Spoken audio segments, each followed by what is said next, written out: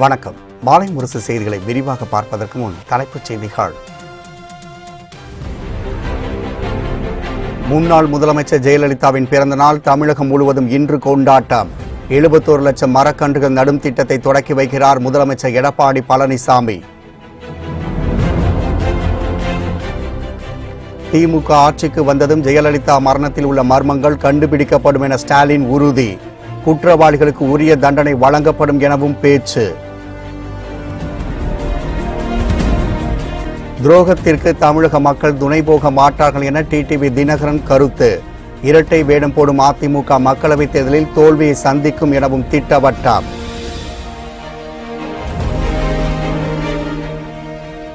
சர்வாதிகார ஆட்சி நடத்தும் பாஜகவை விரட்டியடிக்க பொதுமக்கள் சிந்தித்து வாக்களிக்க வேண்டும். காங்கிரஸ் பொதுக்கூட்டத்தில் முன்னாள் மத்திய அமைச்சர் ப. சிதம்பரம் வேண்டுகோள்.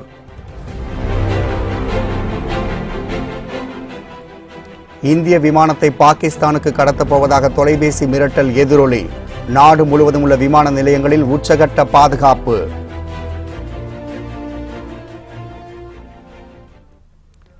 முன்னாள் முதலமைச்சர் ஜெயலலிதாவின் பிறந்த நாளை ஒட்டி 71 லட்சம் மரக்கன்றுகள் நடும் திட்டத்தினை முதலமைச்சர் எடப்பாடி பழனிசாமி தொடக்கி வைக்கிறார்.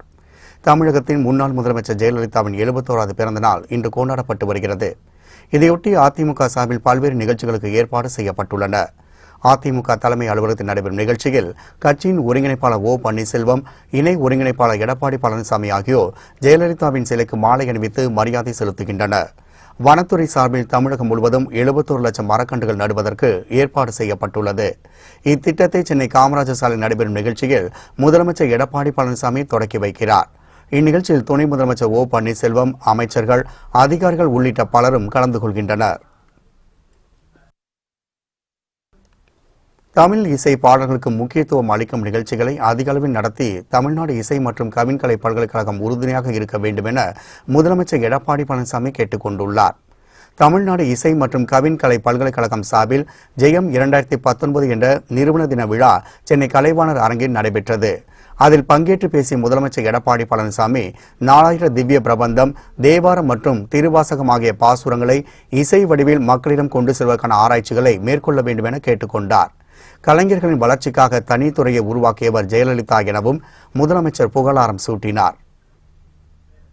தமிழ்நாட்டில் பிறந்து தமிழிலேயே பாசுரங்கள் இயற்றிய 12 ஆழ்வார்கள் வழங்கிய 4000 திவ்ய பிரபந்தம், சைவ சமய குருவர்கள் என்று அழைக்கப்படும் அப்பர், சுந்தரர், ஞானசம்பந்தர், மாணிக்கவாசர் ஆகியோர் அருளிய தேவாரம் மற்றும் திருவாசகத்தை இசை வடிவங்களாக நான் மிகவும் ரசித்து கேட்டிருக்கின்றேன். தமிழே மாபெரும் கவிஞர்கள் பல கவிதைகளை இயற்றிருக்கின்றார்கள். அவைகளின் கவிதைகள் இசையுடன் பாடும்போது அக்கவிதைகள் மக்களை எளிதாக சென்றடைகிறது. துன்பம் நேர்கையில் யாழெடுத்து நீ இன்னும் சேர்க்க மாட்டாயா என்றும், தமிழுக்கும் அமுதென்று வேர் என்றும் பாவேந்தர் பாரதிதாசன் எழுதிய கவிதைகளும், சின்னஞ்சிறியே என்ற மகாகவி பாரதியார் கவிதையும் இசையோடும் சேரும்போது புதிய பரிமாணத்துடன் வெளிப்படும் அதன் உணர்வு அலாதியானது. கல்வி பயிலகங்கள் வாயிலாக கொண்டு செல்லவும் இக்கலைகளில் ஈடுபட்டுள்ள கலைஞர்களின் வளர்ச்சிக்காக பல்வேறு திட்டங்களை ஒருங்கிணைந்து செயல்படுத்த கலை பண்பாட்டுத்துறை என்ற ஒரு தனித்துறை டிசம்பர் மாதம் 1991 ஆண்டில் மாண்புமிகு அம்மா அவர்களால் தோற்றுவிக்கப்பட்டது என்று இந்த நேரத்தில் மகிழ்ச்சியோடு தெரிவித்துக் கொள்கின்றேன்.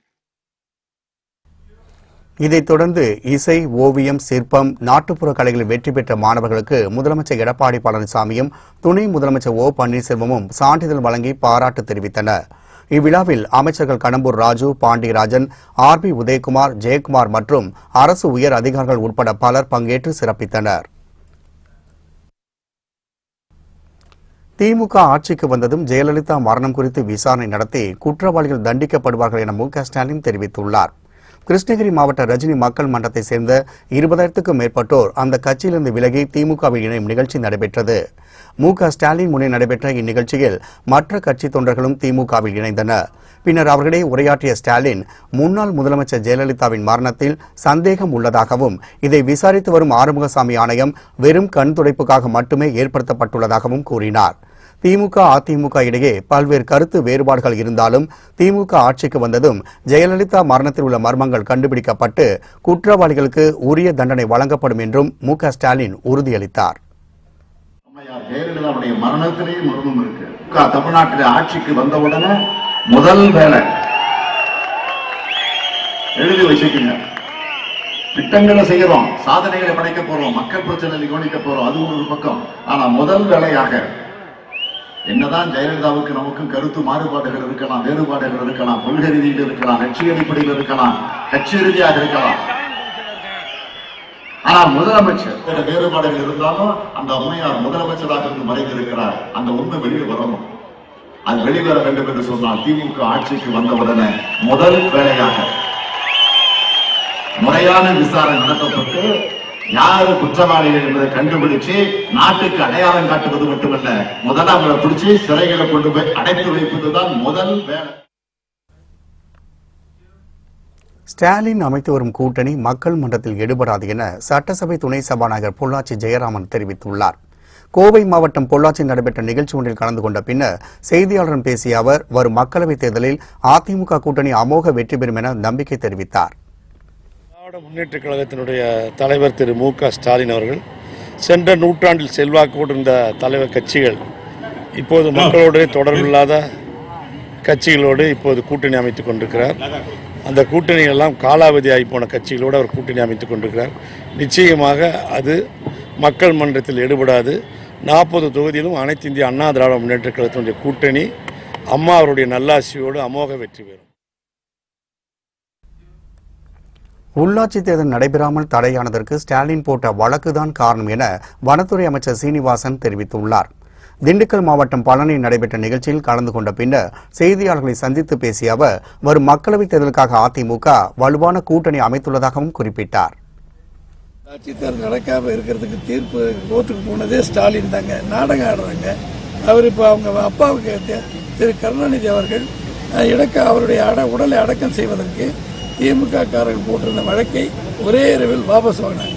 பிரதமர் பிஜேபி அதிமுக கூட்டணி பாமக கூட்டணி எல்லா கட்சி கூட்டணி எடுத்து கட்சி எங்க போய்கிட்டு இருக்காங்க, ஆட்சி எங்க போய்கிட்டு இருக்கு, அவரை போய் என்கிட்ட கேட்குறீங்க. மக்களவைத் தேர்தலை பொறுத்தவரை திமுக தான் அதிமுகவிற்கு போட்டி என அமைச்சர் ஜெயக்குமார் தெரிவித்துள்ளார். முன்னாள் முதலமைச்சர் ஜெயலலிதாவின் பிறந்த தினத்தை முன்னிட்டு சென்னை ராயபுரம் அரசு மகப்பேறு மருத்துவமனையில் இன்று பிறந்த குழந்தைகளுக்கு தங்க மோதிரத்தை அமைச்சர் ஜெயக்குமார் அணிவித்து வாழ்த்து தெரிவித்தார். பின்னர் செய்தியாளரிடம் பேசிய அவர் தேர்தலை பொறுத்தவரை அதிமுக திமுக இடையேதான் போட்டி என்றும் அதிமுக தலைமையிலான கூட்டணிதான் அமோக வெற்றி பெறும் என்றும் கூறினார். அதிமுக அமோக மெகா கூட்டணி அமைத்த பிறகு டிடிவி தினகரன் காற்றில் கலந்த டீசல் போல் ஆகிவிட்டார் எனவும் அமைச்சர் விமர்சனம் செய்தார். இங்கே அனைத்து இந்திய அண்ணா திராவிட முன்னேற்ற கழக தலைமையிலான கூட்டணிக்கும் அதே போன்று திமுக தலைமையிலான கூட்டணிக்குத்தான் ஒரு நேரடி களத்திலே போட்டி. அனைத்து இந்திய அண்ணா திராவிட முன்னேற்ற கழக தலைமையை ஏற்று கூட்டணியிலே பல கட்சிகள் அந்த கூட்டணியிலே இணைந்து அந்த அடிப்படையில் இடஒதுக்கீடு எல்லாம் தொகுதி பங்கீடு எல்லாம் செய்யப்பட்டு வருகின்றது. எனவே இன்னும் தேர்தலுக்கு சில நாட்களில் இருக்கின்ற நிலையில் இன்னும் பல கட்சிகள் நிச்சயமாக கூட்டணியிலே அங்கம் வைக்கின்ற நிலை வரும். அதனால் திமுக பொறுத்தவரை எதிரி. அதனால் மற்றதை பற்றி நாங்கள் தினகரனை பற்றி நாங்கள் பேச தேவையில்லை. அது காற்றில் கறந்த டீசல் போல் ஆகிப்போச்சது. துரோகத்திற்கு தமிழக மக்கள் துணை போக மாட்டார்கள் என அம்மா மக்கள் முன்னேற்ற கழகத்தின் துணை பொதுச் செயலாளர் டிடிவி தினகரன் கருத்து தெரிவித்துள்ளார். சேலம் மாவட்டம் ஆத்தூரில் பொதுமக்களிடையே உரையாற்றிய அவர் நோட்டாவிடம் போட்டி போடும் கட்சியுடன் அதிமுக கூட்டணி வைத்துள்ளதாகவும் விமர்சனம் செய்தார். அம்மா யாருக்கு எதிராக 2014 பாராளுமன்ற தேர்தலிலே மோடியா இந்த லேடியா என்று கேட்டு உங்களை எல்லாம் அன்றைக்கு அம்மா அவர்களுக்கு அந்த லேடிக்கு தான் நீங்கள் 37 தொகுதிகளை வெற்றி கொடுத்தீர்கள். ஆனால் அம்மாவின் ஆட்சி என்று நம்மை சொல்லி ஏமாற்றிக் கொண்டிருப்பவர்கள் இன்றைக்கு மோடியோடும் இங்கே அம்மாவை பற்றி அவர் மறைவிற்கு பிறகு வன்மமாக குரோதமாக அவருக்கு நினைவு மண்டபம் கட்டக்கூடாது என்று சொன்ன கட்சியோடும் அவருக்கு சட்டமன்றத்திலே படம் திறக்கக்கூடாது என்று சொன்ன கட்சியோடும் கூட்டணி வைத்துக் கொண்டு இது மெகா கூட்டணி என்கிறார்கள். சர்வாதிகார ஆட்சி நடத்தும் பாஜகவை விரட்டியடிக்க பொதுமக்கள் சிந்தித்து வாக்களிக்க வேண்டும் என மத்திய முன்னாள் அமைச்சர் ப. சிதம்பரம் கேட்டுக் கொண்டுள்ளார். திருப்பூர் மாவட்ட காங்கிரஸ் கட்சி சார்பில் சர்வாதிகார பாஜக அரசை கண்டித்து பொதுக்கூட்டம் நடைபெற்றது. மாநில தலைவர் KS அழகிரி தலைமையில் நடைபெற்ற இந்த கூட்டத்தில் முன்னாள் மத்திய நிதியமைச்சர் ப. சிதம்பரம் சிறப்பு விருந்தினராக கலந்து கொண்டார். அப்போது சிறப்புரையாற்றிய அவர், ஊழல் சொல்லப்பட்டவராலும் சொன்னவரும் இணைந்த ஊழல் கூட்டணி அதிமுக பாமக கூட்டணி என விமர்சனம் செய்தார். மேலும் சர்வாதிகார ஆட்சி நடத்தும் பாஜகவை விரட்டியடிக்க பொதுமக்கள் சிந்தித்து வாக்களிக்க வேண்டும் என கேட்டுக்கொண்டார். இது ஊழல் கூட்டணி சொன்னா ஏன் கோபம் வருது? ஊழலை சொன்னவர்களும் ஊழல் குற்றச்சாட்டு சொல்லப்பட்டவர்களும் கூட்டணி அமைத்தால் அது ஊழல் கூட்டணி தானே. அது சுருக்கமா சுருக்கெழுத்துல சொல்லணும்னா அது ஊழல் கூட்டணி. நமக்கு ஒரு சர்வாதிகாரி தேவையில்லை, நமக்கு ஒரு சனாதனவாதி தேவையில்லை. அரசியல் சாசனத்தை துச்சமாக நினைப்பவர் தேவையில்லை.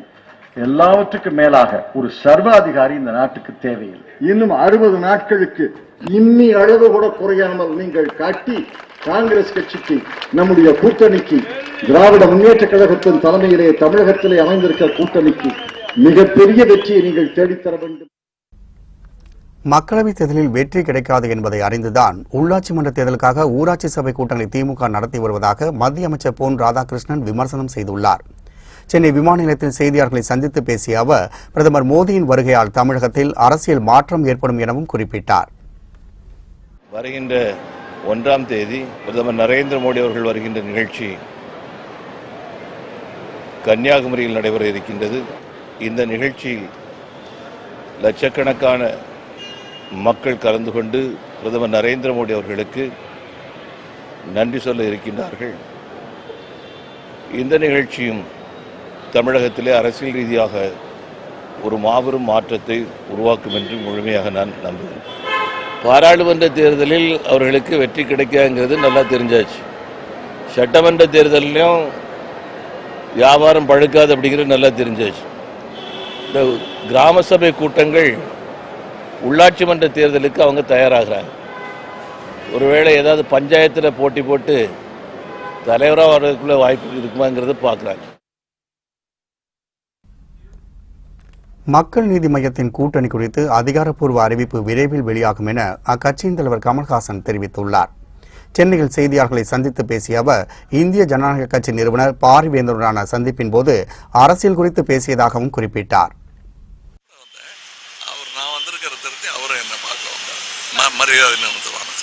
நான் இங்கே சாப்பிட வந்தேன், நல்லா இருக்கும் சாப்பாடு. நாங்கள் சாப்பிட வந்தேன், நான் வந்திருக்கிறது தெரிஞ்சு அவர் என்னை சந்திக்க வந்தார். பேசுவோம், நாங்கள் வழக்கமாக இப்போ 2 வருஷத்துக்கு முன்னாடியே பேசிட்டு இருந்தோம். இன்னைக்கும் அது பேசினோம்.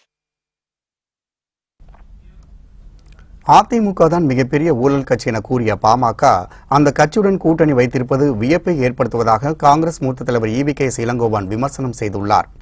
நாமக்கல் மாவட்டம் திருச்செங்கோட்டில் நடைபெற்ற நிகழ்ச்சி ஒன்றில் கலந்து கொண்ட பின்னர் செய்தியாளர்களை சந்தித்து பேசிய அவர், திமுக தலைமையிலான கூட்டணி தான் வரும் மக்களவைத் தேர்தலில் வெற்றி பெறும் என கூறினார். திமுகவோடு எந்த காலத்திலும் கூட்டணி கிடையாது. அதிமுக மிகப்பெரிய ஊழல் கட்சி. ஜெயலலிதாவுடைய படத்தை சட்டசபையிலே வைக்கக்கூடாது, ஜெயலலிதாவுக்கு சிலைகள் வைக்கக்கூடாது என்றெல்லாம் சொல்லிய பாமகவின் தலைவரான டாக்டர் ராமதாஸ் அவர்கள் ஜூனியர் மோடியாக மாறி இன்றைய அதிமுகவில் சேர்ந்திருக்கின்றார். கண்டிப்பாக அதிமுக தனியாக நின்றால் கூட டெபாசிட்டை பெறுவது கொஞ்சம் ஈஸியாக இருக்கும். ஆனால் இன்றைக்கு பாரதிய ஜனதா கட்சி பாமகவோடு சேர்ந்த காரணத்தால் அந்த அணி டெபாசிட் கூட பெற. புல்வாமாவில் நடந்த பயங்கரவாத தாக்குதல் தொடர்பாக உச்சநீதிமன்ற ஓய்வு பெற்ற நீதிபதி தலைமையில் விசாரணை கமிஷன் அமைத்து விசாரிக்க உத்தரவிட வேண்டும் என உச்சநீதிமன்றத்தில் பொதுநல வழக்கு தாக்கல் செய்யப்பட்டுள்ளது. காஷ்மீர் மாநிலம் புல்வாமாவில் பாகிஸ்தான் ஆதரவு பெற்ற ஜெய்ஷ்-இ-முகமது பயங்கரவாத அமைப்பு சமீபத்தில் தற்கொலைப்படை தாக்குதல் நடத்தியது.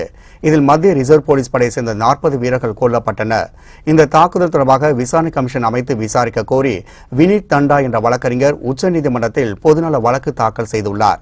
அவர் தாக்கல் செய்துள்ள மனுவில் புல்வாமா தாக்குதல் தொடர்பாக ஓய்வு பெற்ற உச்சநீதிமன்ற நீதிபதி தலைமையில் புலனாய்வு மற்றும் உள்ளூர் நிர்வாக அதிகாரிகள் அடங்கிய விசாரணை கமிஷன் விசாரணைக்கு உத்தரவிட வேண்டும் என குறிப்பிட்டுள்ளார். இதேபோல் ஊரில் நடந்த தாக்குதலை விசாரிக்க வேண்டும் என்றும், இந்த தாக்குதலில் நிர்வாக கோளாறு ஏற்பட்டதா என்றும், தேச விரோத செயலில் ஈடுபட்டு வரும் காஷ்மீர் பிரிவினைவாத அமைப்பான ஹூரியத் தலைவர்கள் மீது நடவடிக்கை எடுக்க உத்தரவிட வேண்டும் என்றும் அந்த மனுவில் வலியுறுத்தப்பட்டுள்ளது. இந்திய விமானத்தை பாகிஸ்தானுக்கு கடத்தப் போவதாக மிரட்டல் விடுக்கப்பட்டதை அடுத்து விமான நிலையங்களில் பாதுகாப்பு அதிகரிக்கப்பட்டுள்ளது. மும்பையில் உள்ள ஏர் இந்தியா விமான நிலைய கட்டுப்பாட்டு அறையை தொடர்பு கொண்டு பேசிய மர்ம நபர் இந்தியன் ஏர்லைன்ஸ் விமானத்தை பாகிஸ்தானுக்கு கடத்தப் போவதாக மிரட்டல் விடுத்துள்ளார். இதையடுத்து அதனை சாதாரணமாக எடுத்துக்கொள்ளாமல் அனைத்து விமான நிலையங்களிலும் பாதுகாப்பு அதிகரிக்கப்பட்டுள்ளது. பயணிகள் உடைமைகள் முழுமையான பரிசோதனைக்கு பிறகே அனுமதிக்கப்பட வேண்டும் என விமான போக்குவரத்து பாதுகாப்பு அமைப்பு அறிவுறுத்தியுள்ளது. வாகன நிறுத்தும் இடங்கள், சரக்குகளை கையாளும் இடங்களையும் கண்காணிக்க உத்தரவிடப்பட்டுள்ளது. கண்காணிப்பு கேமராக்கள் மீது அதிக கவனம் செலுத்தப்படுவதுடன் அனைத்து பகுதிகளிலும் ஆயுதமேந்திய பாதுகாப்பு படையினர் தயார் நிலையில் நிறுத்தி வைக்கப்பட வேண்டும் எனவும் சூழ்நிலைக்கேற்ப அதிரடி நடவடிக்கைகளை மேற்கொள்ளவும் சுதாரிப்புடன் இருக்க வேண்டும் என அந்த சுற்றறிக்கை மூலம் எச்சரிக்கை விடுக்கப்பட்டுள்ளது. சிறு குறு விவசாய குடும்பத்திற்கு 6000 ரூபாய் வழங்கும் திட்டத்தை முதலமைச்சர் எடப்பாடி பழனிசாமி இன்று துவக்கி வைக்கிறார். இது தொடர்பாக தமிழக அரசு வெளியிட்டுள்ள செய்திக்குறிப்பில், ஏழை விவசாய குடும்பங்களுக்கு மத்திய அரசின் சிறப்பு நிதி உதவி 6000 ரூபாய் வழங்கும் திட்டத்தை பிரதமர் மோடி உத்தரப்பிரதேச மாநிலத்தில் உள்ள கோரக்பூரில் இன்று துவக்கி வைப்பதாக தெரிவிக்கப்பட்டுள்ளது. தமிழ்நாட்டில் சென்னை கலைவாணர் அரங்கத்தில் முதலமைச்சர் எடப்பாடி பழனிசாமி, மத்திய அமைச்சர் பியூஷ் கோயல் முன்னிலையில் மாநில அளவிலும் அனைத்து மாவட்டங்கள் மற்றும் வட்டாரங்களிலும் இந்த திட்டம் நாளை துவக்கி வைக்கப்படுவதாகவும் தமிழக அரசின் அறிக்கையில் தெரிவிக்கப்பட்டுள்ளது. இதில் முதல் தவணை தொகையாக தகுதியுள்ள ஒவ்வொரு சிறு குறு விவசாய குடும்பத்திற்கும் 2000 ரூபாய் வீதம் இன்று நடைபெறும் விழாவில் வழங்கப்பட உள்ளதாக அதில் குறிப்பிடப்பட்டுள்ளது. இந்நிகழ்ச்சியில் துணை முதலமைச்சர் ஓ பன்னீர்செல்வம், வேளாண்மைத்துறை அமைச்சர் துரைக்கண்ணு உட்பட அரசு உயர் அதிகாரிகள் கலந்து கொள்வார்கள் எனவும் தமிழக அரசு தெரிவித்துள்ளது. தமிழ்நாட்டில் இன்று 2வது நாளாக வாக்காளர் பட்டியல் பெயர் சேர்த்தல், நீக்குதல், திருத்தம் மேற்கொள்ளுதல் உள்ளிட்டவற்றுக்கான முகாம் நடைபெறுகின்றது. தமிழ்நாடு முழுவதும் இறுதி வாக்காளர் பட்டியல் கடந்த ஜனவரி மாதம் வெளியிடப்பட்டது. அதன்படி திருத்தங்களை மேற்கொள்ள, புதிதாக பெயர் சேர்க்க, நீக்கம் செய்வது உள்ளிட்ட பணிகளுக்காக 2 நாள் சிறப்பு முகாம் நேற்று தொடங்கியது. இன்று 2வது நாளாக தமிழ்நாடு முழுவதும் 67000 வாக்குச்சாவடிகளில் வாக்காளர் சிறப்பு முகாம் நடைபெறுகின்றது. இந்த வாக்காளர் சிறப்பு முகாம் மாலை 5:30 மணி வரை நடைபெறுகின்றது. முதல் நாள் முகாமில் மிகுந்த ஆர்வத்துடன் பங்கேற்ற வாக்காளரிடமிருந்து 2,26,000 பேரிடமிருந்து விண்ணப்பங்கள் பெறப்பட்டிருப்பதாக அறிவிக்கப்பட்டுள்ளது. திருச்சி பொன்மலைப்பட்டியில் திமுகவினர் செய்திருந்த கட்சி விளம்பர சுவரை அதிமுகவினர் இடித்ததால் பரபரப்பு ஏற்பட்டது. திருச்சி பொன்மலைப்பட்டியில் ரயில்வே நிர்வாகத்திற்கு சொந்தமான மதில் சுவர் உள்ளது. அந்த சுவற்றில் திமுகவினர் கட்சி விளம்பரம் செய்திருந்தனர். இந்நிலையில் அதிமுக எம்பி குமார் தொகுதி மேம்பாட்டு நிதியிலிருந்து அப்பகுதியில் பயணிகள் நிலக்குடை கட்டுவதற்காக மதில் சுவரை ஜேசிபி இயந்திரம் கொண்டு இடித்தார். அதனால் அதிமுகவினருக்கும் அதிமுகவினருக்கும் இடையே மோதல் ஏற்பட்டதால் அப்பகுதியில் பெரும் பதற்றம், பரபரப்பு ஏற்பட்டது. தகவல் அறிந்த சம்பவ இடத்திற்கு திருச்சி மாநகர கமிஷனர் அமல்ராஜ் தலைமையில் காவல்துறையினர் வந்தனர். போலீசாரின் முன்னிலையே திமுக அலுவலகத்தை அதிமுகவினர் அடித்து நொறுக்கினர். இதை படம் பிடித்த நிருபர்களின் செல்போன்களை அதிமுகவினர் பறித்ததோடு அவர்களை தாக்க முயற்சித்தனர். பின்னர் பத்திரிகையாளர்கள் அமல்ராஜ் வாகனத்தை வழிமறித்ததால் அதிமுகவினரால் பறிக்கப்பட்ட செல்போன்கள் மீட்கப்பட்டது. போலீசார் பாதுகாப்புடன் பயணிகள் நிலக்குடை கட்டுவதற்கு அஸ்திவாரம் போடப்பட்டது. ராமேஸ்வரம் வழியாக இலங்கைக்கு கடத்தப்படவிருந்த 1 லட்சம் ரூபாய் மதிப்பிலான பீடி சுற்ற பயன்படுத்தப்படும் இலைகளை கைப்பற்றிய சுங்கத்துறையினர் 2 கைது செய்துள்ளனர். ராமநாதபுரம் மாவட்டம் ராமேஸ்வரம் வழியாக இலங்கைக்கு கடத்தல் பொருட்களை கொண்டு செல்ல உள்ளதாக சுங்கத்துறை கண்காணிப்பாளருக்கு ரகசிய தகவல் கிடைத்தது. இதன் அடிப்படையில் அரியமான் கடற்கரையில் போலீசார் தீவிர சோதனையில் ஈடுபட்டனர். அந்த சமயத்தில் அங்கு வந்த மினி லாரியை நிறுத்தி ஓட்டுநரிடம் விசாரணை மேற்கொண்டனர். பின்னர் லாரியில் உள்ள சரக்கு மூட்டைகளை சோதனை செய்தபோது அதில் 800 கிலோ பீடி சுற்ற பயன்படுத்தப்படும் இலைகள் இருந்தது கண்டுபிடிக்கப்பட்டது. விசாரணையில் இவை இலங்கைக்கு கடத்தப்படுவதாக தெரிய வந்தது. இதையடுத்து 2 நபர்களை கைது செய்த சுங்கத்துறையினர் 1 லட்சம் ரூபாய் மதிப்பிலான பீடி சுற்ற பயன்படுத்தப்படும் இலைகளையும் பறிமுதல் செய்தனர். மத்திய பாசிச ஆட்சியும் தமிழகத்தின் அடிமை ஆட்சியும் வீழ்த்த மக்கள் தயாராகிவிட்டதாக திக தலைவர் கி வீரமணி தெரிவித்துள்ளார். தஞ்சாவூர் திலகர் திடலில் திராவிட கழகத்தின் மாநில அளவிலான சமூக நீதி மாநாடு துவங்கியது. 2 நாள் சமூக நீதி மாநாட்டை திமுக தலைவர் கி வீரமணி துவக்கி வைத்தார். இதைத் தொடர்ந்து மாபெரும் கருஞ்சட்டை பேரணியும் நடைபெற்றது.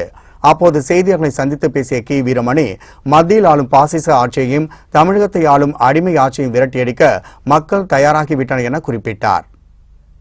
யார் ஆட்சிக்கு வரக்கூடாது என்பதுதான் இன்றைக்கு அனைத்து தரப்பினருடைய அதிருப்திக்கும் ஆளாகி எல்லா மக்களையும் ஏமாற்றி இருக்கிறார் பாஜக, RSS என்ற அந்த அமைப்பை சார்ந்த மத்திய அரசு. வெற்று கூட்டணியை அரியணையில் ஏற்றுவதன் மூலமாக மிக முக்கியமான மதவெறியை, ஜாதி வெறியை, பதவி வெறியை வீழ்த்துவது இந்த மாநாட்டினுடைய நோக்கம்.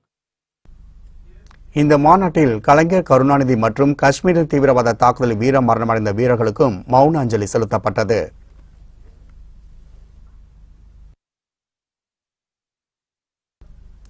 வரும் மக்களவைத் தேர்தலில் யாருக்கு ஆதரவு அளிப்பது என்பது குறித்து அடுத்த மாதம் 8ஆம் தேதி அறிவிக்கப் போவதாக விவசாயிகள் சங்கத்தின் ஒருங்கிணைப்பு குழு தலைவர் PR பாண்டியன் தெரிவித்துள்ளார்.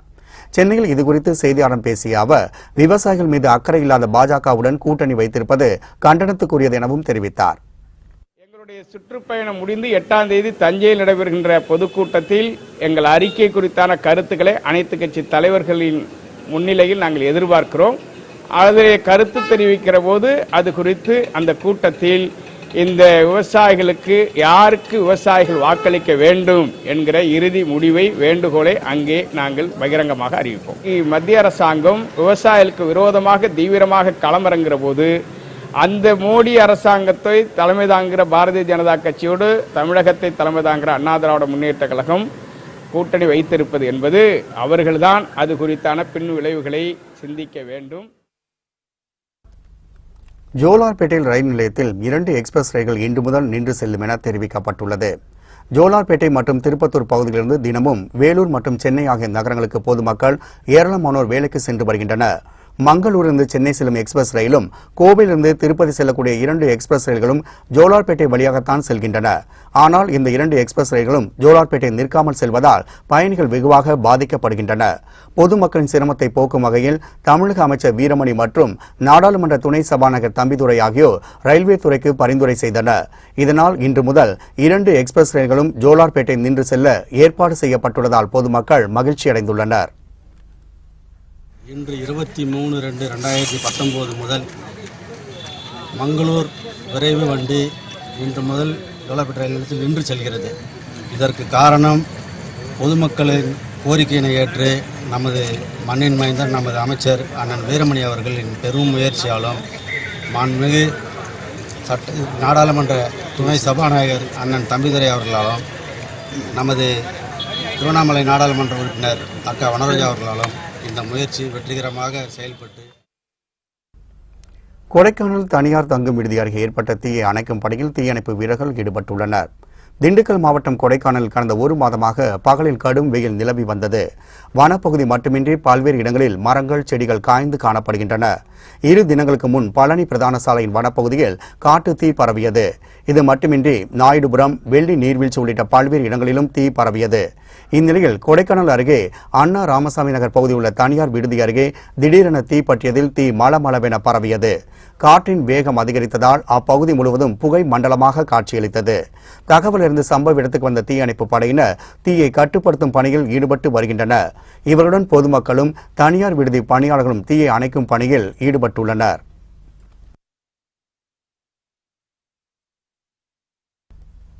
ஏற்காடு வனப்பகுதியில் சுமார் 40 ஏக்கர் பரப்பளவில் ஏற்பட்ட பயங்கர தீ விபத்தை வனத்துறை மற்றும் தீயணைப்பு துறையினர் 10 மணி நேரம் போராடி தீயை கட்டுக்குள் கொண்டு வந்தனர்.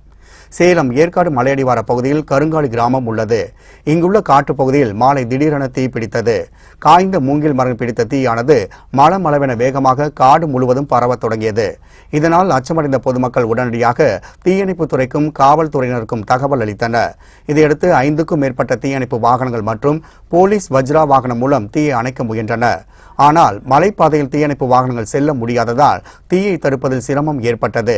இதனால் அப்பகுதியில் வசித்து வந்த 50க்கும் மேற்பட்ட குடும்பத்தினர் பள்ளியில் பாதுகாப்பாக தங்க வைக்கப்பட்டுள்ளனர். தகவல் அறிந்து சம்பவ இடத்துக்கு வந்த மாவட்ட ஆட்சியர் ரோஹிணி ஆய்வு செய்து தீயை அணைக்க அதிகாரிகளுக்கு அறிவுறுத்தினார். பின்னர் பள்ளியில் தங்கியுள்ள 50க்கும் மேற்பட்ட குடும்பத்தினரை சந்தித்து ஆறுதல் கூறினார்.